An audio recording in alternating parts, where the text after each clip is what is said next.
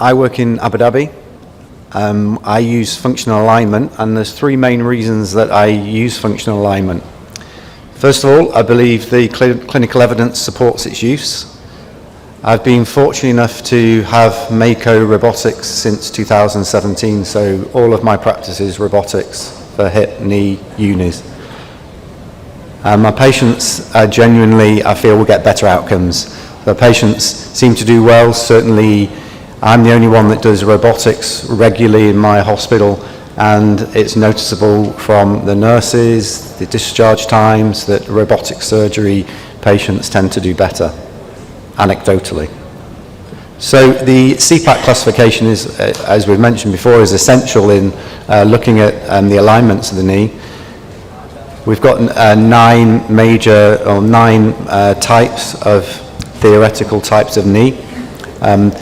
If we look at this paper, we can see on the left-hand side, this is normal knees, and the distribution of the CPAK classification is generally type 2, and then to a lesser extent type 1 in the population. And then we can see on the right side, the red dots show patients with arthritic conditions, and again we can see the most common type is type 2, less common or slightly less common is type 1. So they're the main sort of patients that we're getting in our practice, and I think that's the same in India. With kinematic alignment, in the bold, we can see that for correction of particularly the varus deformities, we can see there's 100% correction with kinematic alignment, whereas mechanical alignment can only correct the soft tissues by about 15% in type 1. In neutral, with varus, we can see mechanical alignment 0% and kinematic alignment 89%. So you can see there's a big value in using kinematic alignment compared to mechanical alignment. So what is functional alignment? So with functional alignment, you start with either mechanical alignment or kinematic alignment. We have to balance the ligaments. So the ligaments have got to be balanced both medially and laterally. And we can make our components perfect in terms of flexion and extension gaps, and that allows us to reduce or even prevent the need for soft tissue releases, which has great benefit. You can only really achieve this with navigation or robotics accurately. So here we can see the idea of functional alignment. What we want to do is restore the pre-arthritic alignment of the knee. We want to achieve balance, flexion and extension gaps, and we want to make sure the soft tissues are equally released and balanced. And we do that within some limitations, so we can't put excessive varus or valgus on the tibia or excessive rotation on the femur. So there is some restriction. I'm going to show a Mako case. This is a Mako 2.0 case. We can see here standard varus knee on the right side. That'll be a CPAK 1. We run through preoperatively. It's really important to go through the pre-op planning before the surgery. And here we can see we're sizing the implants. We're particularly noticing in this knee that on the posteromedial aspect there's a big osteophyte that we have to deal with. We can't deal with that osteophyte immediately, so we've got to take that into context when we do our ligament balancing later.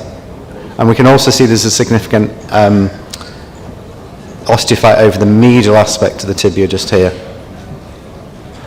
So when we progress with this case, we can see on our native deformity, so before we start doing anything, we've got a varus deformity of 14.5 degrees, and we've got a fixed flexion of 16 degrees.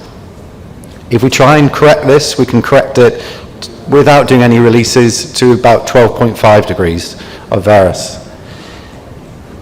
Now, what we then go on to do is we assess the ligaments. So here, this is just assessing the medial collateral ligament. And again, we're assessing the lateral collateral ligament.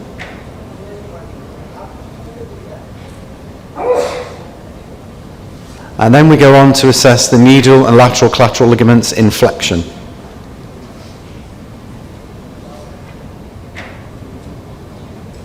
And so you get a real good feel of the ligament balancing with the robotic system. So at the assessment on this patient, we can see that in flexion, looking at the difference of the gaps between the medial and lateral side, on the medial side, there is really a lot of tightness on the medial side. There's a 4.5 millimeters of tightness or restriction there, and then on the lateral side we've got 5 millimeters of laxity.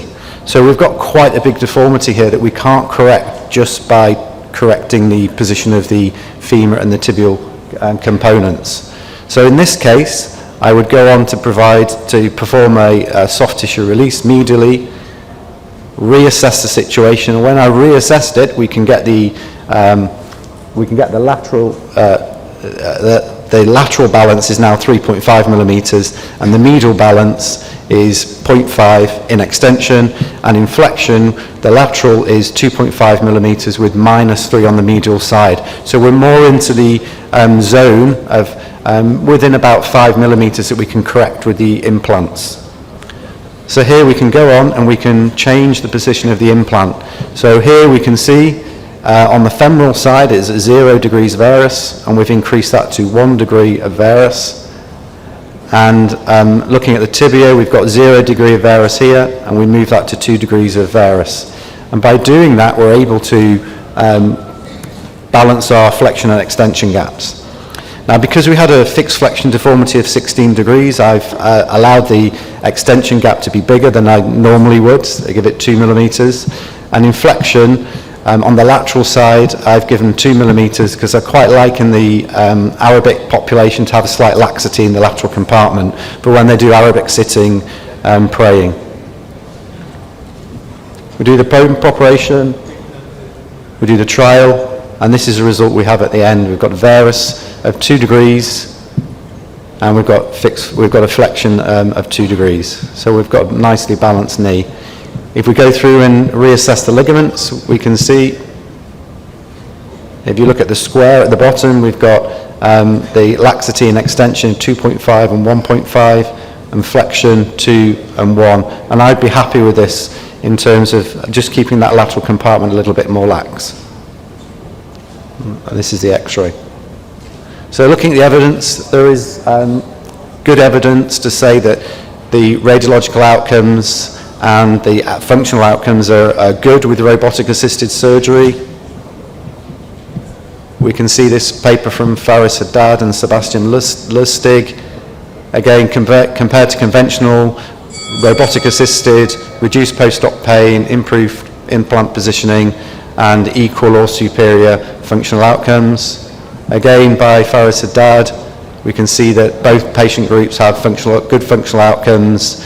The forgotten joint score is better. There's no overall difference in complications between the two groups. So in summary, clinical studies are limited to 5 years at the present time.